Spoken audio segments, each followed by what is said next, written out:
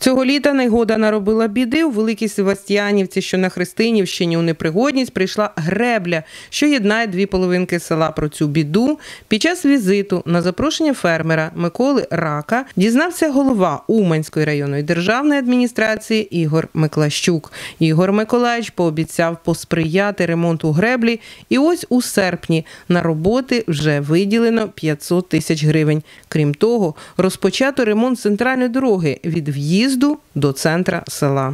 На запрошення Миколи Миколаївича приїхав до нас Ігор Миколаївич, який оглянув наше село, був у нас в будинку культури в церкві, побачив наші проблеми. Обговорено було багато питань, які стосуються нашого села. І одне із болючих питань – це питання нашої дороги, за яке зараз успішно вирішується завдяки Ігору Миколаївичу та нашому Миколі Миколаївичу, які тісно співпрацюють, знаходять спільну мову. У селі є гідроспоруда, яка сполучує два участки нашого села, але з часом вона вже пошкодилася, прийшла в паршивий стан і її потрібно ремонтувати. Також ще була стихія, яка б дала свої результати, і ця гідроспоруда також прийшла в поганий стан.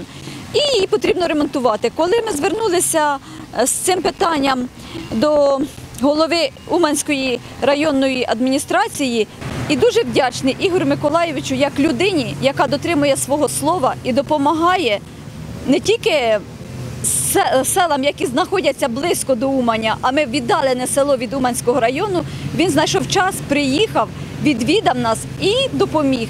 За це ми йому дуже вдячні. І надіємося на подальшу співпрацю.